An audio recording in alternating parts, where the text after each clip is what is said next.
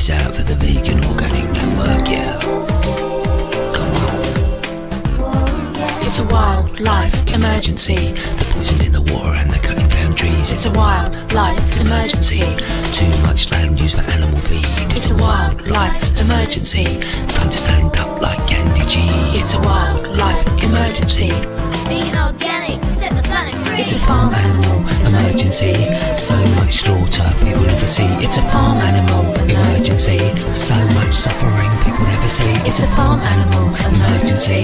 Time to be kind like Gandhi G. It's a farm animal emergency.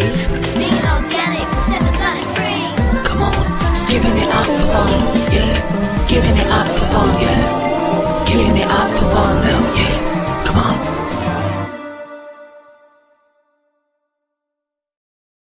Welcome, people, animals, plant lovers, to the June 2024 episode of Veganic Gardeners Question Time. I'm Giles Bryant from the World Healing Project, and welcome along one and all. Tune into our show and become part of the growing revolution, which can not only transform your garden plot, but can also change the way the world grows its food. Well, the Vegan Organic Network crew have been very busy.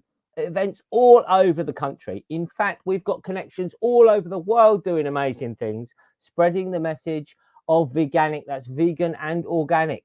Well, it includes recently being at the Restored Nature Rally in London, which saw over 60,000 people.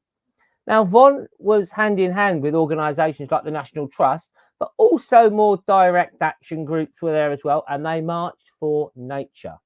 Now, everyone can show their support for nature by joining the VON map. I've joined, have you? You can be a farmer, a grower, a gardener, even if you've just got a little window box, you'll be a supporter or even a non-grower, and join this wonderful initiative. You see, together we can show the world that there is a demand for vegan, organic fruit and veg, and encourage farmers to transition to a plant-based organic farming system. Yes, we can today. We can feed ourselves without polluting the planet. Join the map today. It's free to join. So you're going to go to the website there, www.vonmap.uk. Well, it's a wonderful initiative. Another brilliant idea by Dan Graham, the maestro, supremo of the Vegan Organic Network. Well, I tell you what, we've got some fantastic questions today, everyone. It's beautifully sunny here in sunny Suffolk, where I'm broadcasting from right now. But let's introduce our fantastic panel from all over the world. They come today. Beautiful people. Well, Maestro, do we have the first of our panelists, our experts? Here they go. Ellen Mary, the beautiful Ellen Mary. Ellen, how are you, Ellen Mary? I am very well, thank you. How are you? I'm brilliant. I feel suntanned. Now, you are a wonderful person, horticultural radio show host, TV presenter and writer. You travel all over the world looking at ways to discuss the benefits that nature can provide for our well-being. And I haven't got it yet, but I'm going to buy it after the show, Ellen Mary, The Joy of Gardening, the Everyday Zen of Mowing the Lawn. Thank you. How are you getting on with your book? Very good, thank you. That's the joy of gardening is about connecting how we garden with our well-being. So general, just gardening activities that we can link to our own health and wellness. And then how to grow a garden is the second book. That's all about growing, through to how to read a plant label, all the way to botanics, Latin names, but really easy to understand, and how to grow in small spaces, all kinds of things. So just trying to encourage more people to grow and grow veganically. Beautiful, wonderful. Well, we look forward to hearing your expertise, your transatlantic expertise today, Ellen Mary. Thank you. Okay, Maestro, who do we have next in our team of panelists? It's Theresa. Theresa Webb is the founder and botanical chef of Kitchen Buddy, teaching wild foods and vegan cuisine for families, individuals, and organisations. Theresa, we've known each other for maybe a few decades. You're a hero of mine. How are you doing? Likewise, Charles. Yeah, I'm okay, thanks. Yeah, it's hot in London, in the city, but we're in the southeast, so it's been very pleasant out here. Very nice. Yes, it is. It sometimes is hot when you're living in the city. And what have you been up to recently, Theresa? Well, we've been teaching some seniors actually in a local home who've been gardening all their lives, and they're now in their 90s or so. and sadly they may have dementia or those sorts of conditions, but they still want to be green fingered, and get out in the garden. So we've been out in nature sowing some seeds with them and harvesting regularly as well, and that's locally to us in a local borough. And obviously collecting wild plants as well. We've been picking a lot of the linden blossoms, the lime blossoms and the elderflowers. The lime flowers have this gorgeous aroma at the moment. If you're walking down the street, I get sometimes just stopped by this scent wafting. You look around and think up in the treetops, and they're just dangling down. And you just need to know, if you speak to passers-by, that you can pick them, collect them, and we're making beautiful beverages and refreshments from them. Beautiful. The abundance of nature is all around. Now, hopefully, Maestro, thank you, Theresa. We look forward to your expertise. Hopefully, Maestro, we have our next guest calling in from America. And here we go. It's Dr. Will and Madeline Tuttle. Welcome to the Veganic Gardeners Question Time, Dr. Will and Madeline. How are you both? Can you hear me? Dr. Will. We seem to be having a few technical difficulties. We're in the show. Everyone can see and hear us if they can hear. I can't hear. He can't hear us. I don't know what's going on. He can't hear us. Well, we'll come back to them. We'll come back to them. Dr. Will, of course, Dr. Will Tuttle is the author of the World. There you go. You see it, the World Peace Diet. It's a fantastic book, and he's just written another book recently. Madeline, of course, studied with Dr. Vogel, the legendary Swiss naturopath and the founder of Bioforce, and they've been, sharing the organic, vegan, whole foods lifestyle for decades, touring around America, touring around the world, and lovely people. We do hope to get them back for the show to share their expertise, but some technical problems going on. Anyway, we move on. We can't let that hold us back. We move on. So panelists for now, Theresa and Ellen Mary. And here's Dr. Will and Madeline. They're back. They're in the show again. They're in the show again. This could be interesting. It's live. You're live. You're live. And hopefully they'll see the question and maybe answer. It's just wild. Here we go, Maestro. The first question, please. It will all be good from here. Okay, Liz, lovely to hear from you again. Is it too late to start growing from seed? What could I still grow from seed at this point? So a great question from Liz. It's nearly. We might, Maestro. There we go. They're gone. That's there we. I can hear myself think. So, Ellen Mary, what can we grow from seed? I'm just going to go straight to you, my dear. Yeah, absolutely. So many things. And I one thing before I even mention like a whole list of things that you could grow is that I do find us gardeners, especially, we're quite impatient, aren't we? So we start sowing in February and then things don't grow so well and they get a bit leggy and all those things. And then it gets to June and perhaps we haven't sown, or perhaps have all been eaten by slugs and snails this year, especially. And we think, it's a panic, that we can't grow because it's already June. But actually June is a fantastic time of year to sow. And with the warmer weather and sunshine, things soon catch up. So if you are looking at growing food, for example, I can reel off a whole list for you. I'm going to try now. You can sow things like beetroot, all salads, lettuce, spring onions, carrots. Then you can go to brassicas such as cauliflowers, cabbages, sprouts. You could sow things like kohlrabi, which I absolutely love as well. You can sow directly peas and beans. You could be sowing squash, pumpkins and squash. It's pushing it, but you can sow sweet corn, turnips, and something amazing also is microgreens. So I'm sure some of you listening will know what microgreens are, but it's just sowing a lot of seeds in just a tray or a pot of compost. And then you just let them grow maybe to about 10 centimeters maximum, and you harvest them and you eat them. So you can put them in your soups or salads or smoothies, stews, and all kinds of different things. And then you're getting packed, like they're packed full of nutrition, even more so than the mature vegetable. You can grow them pretty much all year on a sunny windowsill. But if you start sowing those now and then successionally sow, you're going to be getting them now from starting to harvest them in about 10 days onwards. So really, there's loads of things. Don't let you feel like because it's sunny and we're getting into summer that you can't sow anything, because there's absolutely tons. And I say, give it a go. If you've got the seeds, give it a go and see if it will grow. Wonderful advice. So, Theresa, have you been planting any seeds with the this local group you've been working with? Yes.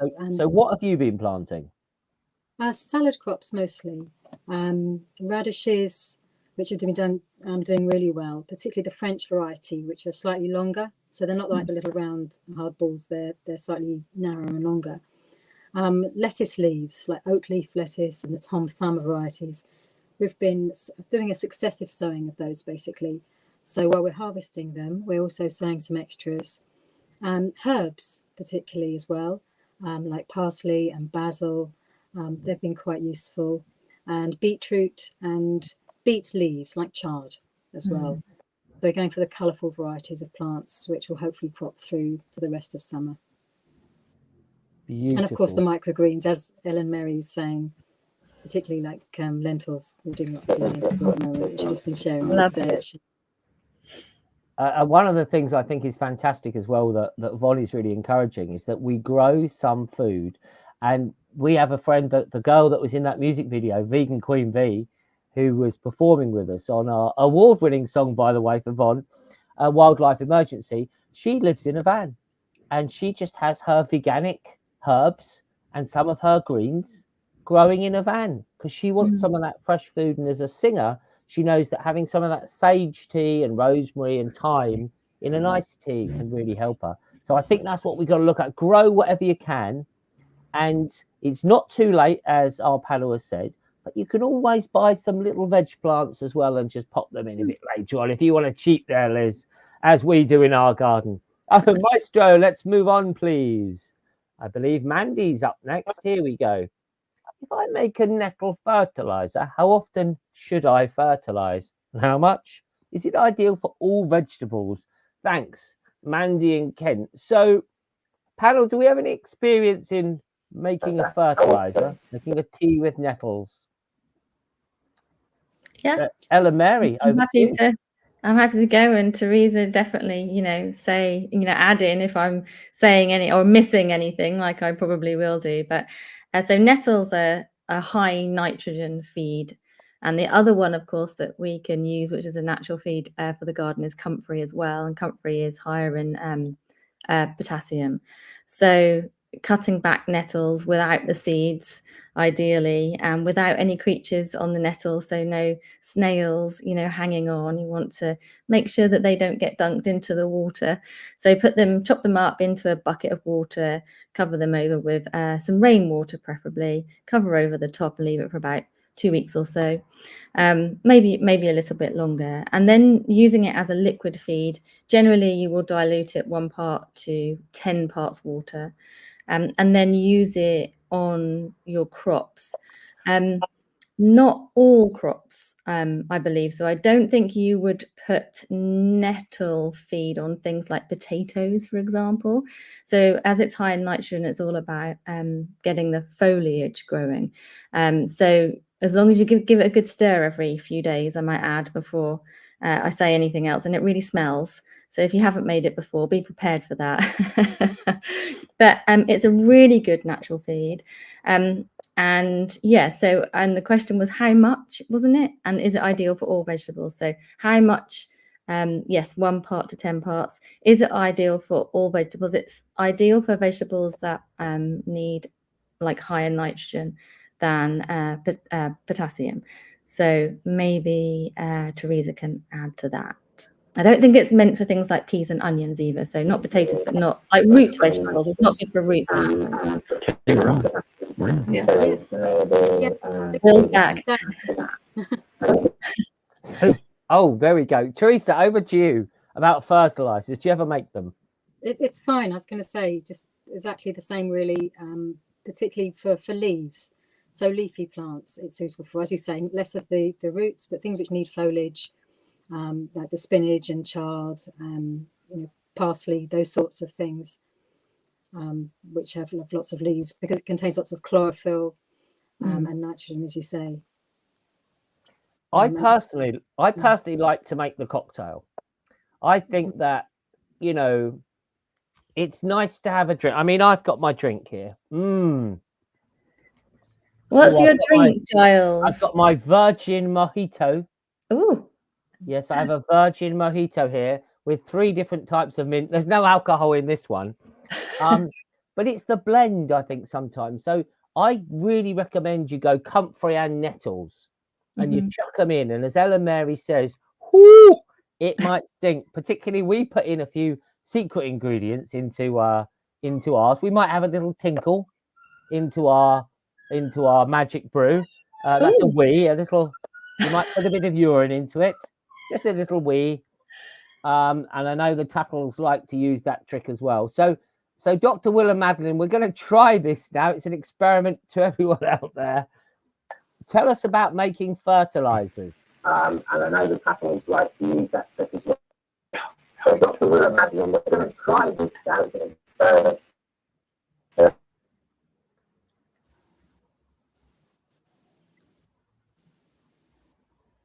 So if you can hear me, they're watching on you. Oh, here we go. Oh, Maestro, he's ended it.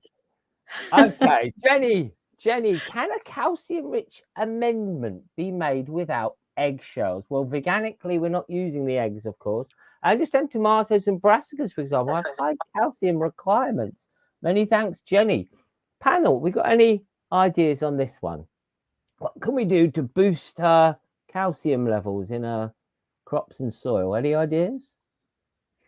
Well, I can add a very small amount of information because I've actually never had to do it before. I've never had to add any form of calcium to my crops.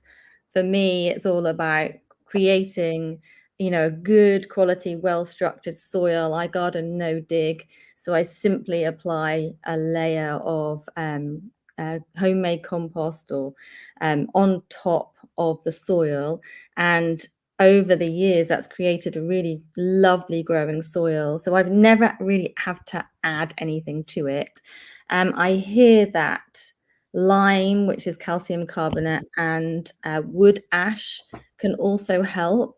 But I think both of those can actually slightly increase the pH of the soil. So be wary of that. And also gypsum, which I've never heard of, but I know it's pH neutral and it is mined. So for me, I try not to use anything, if possible, that's not mined, or as little as possible. But I think they're the only ones I can think of that are potentially doable. But for me, it's more about using, creating a lovely soil and feeding with, your comfrey and your nettles, and like Giles was saying, mixing them up. Perhaps that's going to give a really good all-round fertilizer. All of those things should actually help to improve the soil anyway. But I've never had to add anything else to my soil, so that's hopefully a little bit helpful. Yes, I mean, I'm absolutely the same there. I completely agree with that. Just get you that soil healthy however you can. Theresa, what about you, adding calcium?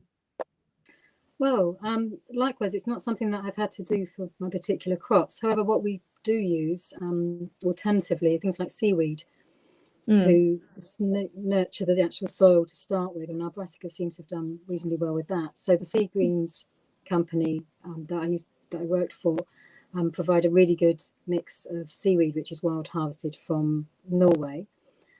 So yeah, Sea Greens is very good for that, and obviously wild harvested people like John Dale seaweed regularly, and they'd use that one then. So if you can get wild seaweed, wild wax seaweed, that's great. If not, you can import it into the country. That's really good. I was just thinking that we'll read, or especially if you're new to gardening, you'll read something that will say these crops need this level of nutrients, or they will need these specific nutrients or minerals to grow. But actually, the majority of soils do have those minerals to a certain level. But then if we are improving the soil with homemade compost and using natural fertilizers, that's generally enough. You don't usually have to add more. I realize in some circumstances, perhaps, But just by looking after that soil, probably don't need to add anything else to grow brassicas or tomatoes, apart from things like both Theresa and myself has recommended. Yeah, I think we can make so much compost, can't we? I mean, obviously it depends on the size of your plot, but you team up with your neighbours and get some of their green waste. Crikey, I tell you, my heap is huge. Now, we've got a question here coming next, Maestro, if you don't mind. And I hope our friends from California can answer it.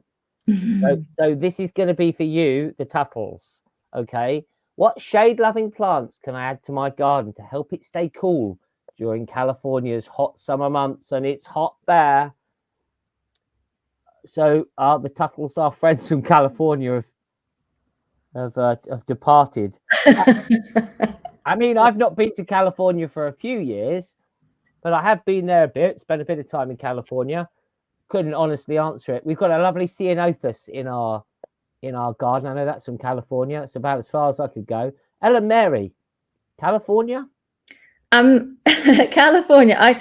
All I can say is I'm going to offer some suggestions purely based on a book that I once read when I was in the US, and it was categorized like different plants in different states, and I can remember a few. So I'm hoping that they will be helpful. But I can remember one plant, and it was called the hummingbird sage. That grows, it thrives apparently in shade and will, of course, encourage hummingbirds, which are magical to see. I know that yarrow grows, and I know that ribes, so the flowering currant, grow out there in shade. And also there's always lots of peonies and ferns and hostas, just like, you know, what we would grow in the UK in shade as well. Peonies, lots of peonies out there too. They flower a little earlier. That's all I've got for California. Yeah, and I just realised my ceanothus is loving it in full sun, of course. I didn't read the question. Theresa, can we journey to California now that the Tuttles are unfortunately sounding like Daleks? Unfortunately, I'll go with similarly as Ellie has said, really. Similar types of things which will survive here in the shade, as you say, like the hostas and the hoochos and things like that. But I haven't been to California as yet, unfortunately, and much as I'd love to go. And I have other friends out there, so potentially we could connect up that way. But I can't really add anything extra onto that for now, Giles. So, Kate, apologies that the Tuttles, I mean, obviously they're our Californian experts, and I possibly that question might have been drawn in for them, but they're just still experiencing some technical difficulties. What I did, they said to us when we started Kind of Sound Radio, they said, look, get some of these headphones. They're very cheap. They plug in. They've got a little microphone. And so maybe the Tuttles need, but there's two of them. Maybe they're just one ear each. We have to send them some. It's coming to you, Dr. Will. So thanks for your wonderful work. Maestro, shall we move on, please? Oh, here we go. Now, from the warmth of California to the valleys of Wales. Hi, team. Living here in the lush lays of Wales, I'm eager to know what veggies and herbs should I get in the ground during June to make sure I have a summer filled with delicious homegrown goodness. What veggies should Clive put in? Maybe we'll start with you, Theresa. Well, I think some of these answers have been covered already in the previous question. We were saying about salad crops like beet leaves, beetroot, carrots probably as well. We're growing things, obviously tomatoes, they would need to be a certain size by now, but if you can get tomato plants from your garden centre or people locally who grow them, often sharing them out and giving them away, that's another way of sort of sharing the goodness like that. They're very good at this time of year. Lettuces, when we've got cucumbers and pumpkins and things like that, and peppers, obviously again they're going to be certain height by now, but getting those into the ground will still yield a summer harvest. And yeah, radishes, if in doubt, I'm now a new convert. I didn't even really favour them that much, to be honest, beforehand, but since other people have done, I've been growing them with them. They're fantastic, and even if a little slug or something gets onto it, you can just rescue it quickly and ensure that nothing goes to waste one way or another. So yeah, there's a lot of different things like that which would work from now on, I think. Okay, over to you. Absolutely. Well, I tell you what, in the lush valleys of Wales, with all the rain there's been in West Wales, I bet those slugs have had a bit of a go on Clive's crops. They have with me in sunny Suffolk. One thing I love is courgettes, and we grow so many. I mean, I think we had about 10 plants last year. Oh, and we can just eat them. We just eat them, make chutneys. Ellen Mary, over to you. Can we just give Clive some? What can he do? Come on. Okay, Clive. what can I think of on top of what Theresa said? Which is a really good long list as it is. Turnips, I love turnips. I think they are so underrated if you harvest them when they're kind of golf ball size. They're so delicious. If you could directly sow some peas and beans and see how they do. Nasturtiums would be really lovely, companion planting as well. If you want to sow some herbs, perhaps, then probably the faster growing herbs you're going to need, things like basil. If you can grow basil, perhaps more undercover, coriander, parsley, dill, that kind of thing. And microgreens, what we've already said before, if you've got somewhere like a sunny windowsill or a greenhouse or polytunnel, just sow lots of the seeds and harvest them. And actually they look amazing as well in the trays too. They just look so nutritious and delicious. But yeah, I mean, I think the lush valleys of Wales will be amazingly fruitful for you if you sow plenty now. Like we've only just come into the heat. So I think you can go for it. And also just quickly what Theresa was saying about the tomatoes as well. They would need to be a little bigger by now, so it's a bit too late to sow those. But there's nothing wrong with supplementing your growing with buying plants, whether they're plug plants or you pop to the garden centre and get plants and pop them in. There's nothing wrong with that. We often call it a cheat, but it's not really a cheat. It's still gardening, So, I'd get whatever in you would like to. Oh, including brassicas as well, broccoli, cabbage, that kind of thing too. Absolutely. I went to a horticultural plant sale recently, and it was absolutely wonderful in a local village. And there was all these old biddies, and they were raising money for their society, and they'd all brought these plants. And that's the thing, Clive, team up with other people, find where other people. I mean, if you were near me, I'd give you some of my pepper plants, because quite frankly, I've got so many. And I've only got so much space in my lovely greenhouse. But that's the thing, if we can share again, not just the seed sharing, but we can share these plants. There's so much abundance. We've just got to team up sometimes as well, I think. And so I'm sure you can find some people in your area, Clive. Great answers, team. Let's move on, Maestro, please. Oh, it's Brian. Oh, we got a bit of a Welsh theme here. Brian, I'm having some large raised beds built in my new garden. Good for you, Brian. But I've realised the cost of compost to fill them. It would be huge to fill the volume needed. What does the team recommend I fill these new beds with without breaking the bank? Okay. Ellen Mary, over to you. Brian, he's built some whopping raised beds and he's realised it's going to cost him an absolute fortune. It does cost a fortune. You're absolutely right. I have a few raised beds on my allotment, and I've actually filled them from the bottom with piles of wood, with logs, just fallen branches. I had some wood chip for some pathways. I put that in as well. I even had some upturned turf that was dug up from an allotment literally a few plots down from me, and I saw him removing it. I said, I'll have that, and I turned it upside down in the bottom. And then on top of that wood, you want to layer sort of some organic matters, so grass clippings. You can use hay, you could use straw, you can use homemade compost, that kind of thing. So you're building up layers, and then on the top, which is cheaper than buying compost, is topsoil.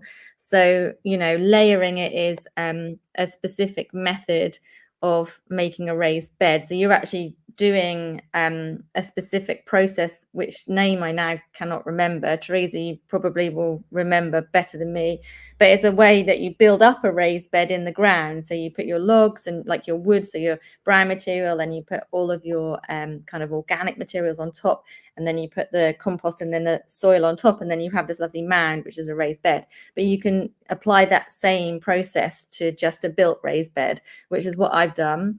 Over the years, obviously the matter beneath the compost and the topsoil breaks down, so you will need to add some more compost on top, but of course that's over a good few years, so that spreads the cost as well, and overall that will be a lot more cost effective and also really nutrient rich for what you're going to grow in there as well. So it doesn't have to be filled entirely with compost. I would be grabbing lots of things around your garden or your neighbours' gardens or on your allotment and putting them into the bottom of the raised bed first, and then start growing from there.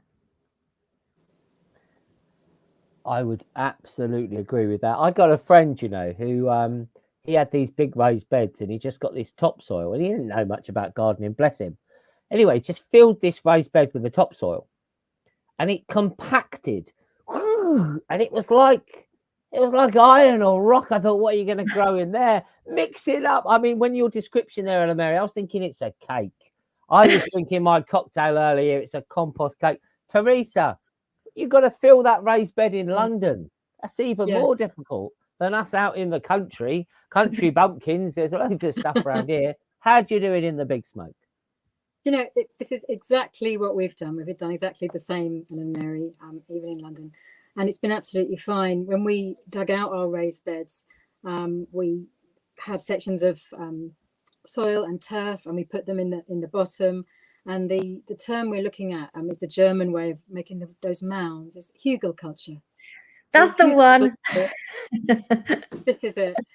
I've seen a few beds recently where they're domed like this, and they work on exactly the same principle. Larger material at the base, at the bottom, and then gradually as you go up, finer particles, as it were, with the topsoil and a little bit of compost on top.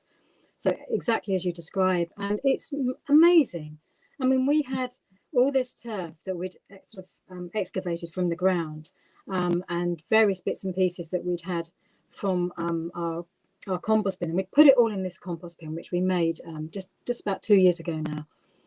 And so when our raised bed was built just over about a year ago now, it was exactly at the right time. We were ready to fill it from all the contents of the compost bin, which has had the turf and the grass clippings and branches and all sorts of things like this that had gone into it. All veganic, obviously, of course. And then that all went into the raised bed, and it's been absolutely perfect. And I couldn't have wished for more, really. So I would say, look around you, see what others are growing as well. And don't be afraid, and don't feel afraid to try something different, and enlist the help of those lovely neighbours or other farmers that you might have nearby who might also have tried something similar like this. Because we were very fortunate to have another award-winning gardener on our team, and she lined it carefully for us so that it would support it properly. And then we had different members of the team who literally came along that week saying, oh, I've got some lovely cauliflowers and various other ingredients that they could put in. And within the next week, they were back. So it started building up that way, very gradually. And now it's got those little mini strawberries in, like the wild strawberries, the miniature strawberries. We've got mint, we've got lemon verbena. And I highly recommend lemon verbena to anyone everywhere who can grow it. It kind of thrives in hot conditions, but not too hot at the moment. But it's just delicious. It would go really well in your mojito there, Giles. I don't normally drink on the job, ladies, but this is just water here. Absolutely. In the old school ways, right? Alan Titchmarsh talks about it. Jeff Hamilton, they do this thing called double digging, where they dig a trench. This is old school. We're not doing it. They dig a trench and then they dig another trench, and it was because what they would wanted to do, they put the manure in all this. They wanted to have such fertility, and the Romans used to dig a meter. They used to have their bed a meter deep because they wanted such intensity. What we're doing is we're creating this incredible rich abundance without having to break our backs and without disturbing the soil and the subtle microbes and energy of the soil. And in my greenhouse, I extended it recently, and I built a 2-foot deep raised bed, and it's massive. So I hear you, questioner there, when you want to build a bit. And I thought, if I do that, it's going to cost me 400 quid in compost. You know, it would have been that much. I filled it. I filled it with the magic of all that I could find around me, and that bed is giving some. Oh, my tomatoes are going. Maestro, next question, please. Oh, here we go, Judy. Hi, panel. Is organic farming and growing the key to solving the environmental crisis? Keep up the good work, Judy. I mean, who wants to go first there? Is it the key or one of them? I don't mind. Go, Mary. I'm going to literally just give you a one-word answer to begin with, and that is yes. Yes, it is. You know, we know that if we grow more plant-based food, that requires less land, fewer resources. It vastly reduces greenhouse gas emissions. And that's, you know, across all farming, animal agriculture. We need to stop with the monoculture as well. So organic farming, you know, is a kinder, a fairer. It requires less resources. There's, you know, no harm comes to anyone. I think as humans, when you garden veganically, you even kind of learn patience and empathy and an better understanding of nature, the seasons, your ecosystem and biodiversity. Can we grow veganically, you know, in order to save the planet? Yes, absolutely. I think it would make a massive difference. Imagine a world where we didn't have any animal agriculture, and all crops were grown in a veganic manner. The reduction in greenhouse gas emissions, and the more people that could be fed as well. Don't forget, there's vast poverty around the world, which is absolutely bonkers considering how much food we produce, especially meat. If you take all of that out and grow crops on that land veganically, then we could literally make the biggest difference to the climate on this planet. So my answer is 100% yes. Totally feeling it. Give it to us, Theresa. Can organic heal the planet? Naturally, of course it can, Giles, because it does. It is. It's really giving. You know, someone commented recently that the soil always gives us more back than we put into it. And it just makes us stop and think that everything that we're putting into the soil sort of just magnifies that. And that's naturally how abundance flows. So if you're looking in that kind of context, then naturally it will do. I was just reminded of a conversation recently that I had with someone who was fretting about a particular crop that they were growing, like globe artichokes, and how to prevent them being eaten by slugs and snails. And we had this dilemma between, what to sow and how we're growing it. And it's just come up, and obviously, other people in Wales, and as you say, it's very wet down there, looking at the ways to look after the crops that we are managing and finding ways, whether you're using copper or wood chip or mulch or something similar, to make it suitable and make harvesting fun, and teaching kids about it as well, and those who we're living with, and sort of engaging everyone in that to see how it's done, and learning about permaculture. I feel very blessed, thanks to Bon, to have learned about permaculture from Spiral Seed and the different methods there are to gardening, because it's one I hesitate to say there's no one right way, but in my understanding experience, so many people do many different things which yield a good outcome. And just finally, I would suggest looking into the ITIL biodynamic way of gardening also, which is following the lunar calendar. I feel very attuned to this, and I'm learning more all the time about it. So it's a way of sowing crops and watering crops and harvesting them in line with the moon cycle. We've just had a huge full moon. We've been feeling a lot of powerful force, quite frankly, over the last couple of weeks as we've been going into midsummer through the solstice. And there's ways of harvesting, as I say, and sowing at certain times of the year. And those I know who garden that way find it very productive, not just in this country, but all around the world, and particularly in the Caribbean as well. We have a wonderful group called the Cocoa Collective in Southeast London, and we have 23 raised beds there, and they aim to garden in an ITIL way, which is veganic and also including this lunar cycle. So that's the other addition I'd put into that as well. It just sort of ramps it up another level, if you will. I know you're both very familiar with this as well. Wonderful. Well, I tell you what, we've got to grow with love, and we've got to feed the world. You know, it's just absolutely such an important. The maestro, Dan Graham, he says, what can we all agree on? We all want clean rivers. We all want clean oceans. We all want healthy food. We all want everyone to be fed. And then we thought, well, how do we actually get there? And within the environmental movement, you know, there are differences of opinion and climate change and all of these things, and carbon emissions and zero carbon. And then we can argue about this, but we all want clean rivers, and we all want clean oceans, and we want abundant crops for people. And how are we going to get there? Veganic is an answer. It really is, when you look into it and you study it, because we are not polluting the rivers from veganic agriculture. We are not polluting the oceans. We are creating abundant soil, and we can feed the world. And I think increasingly this is something that people are becoming more interested in. You know, I see a lot of people on a carnivore diet and writing about the carnivore diet, and they are thriving, and their health is thriving, certainly in the short term.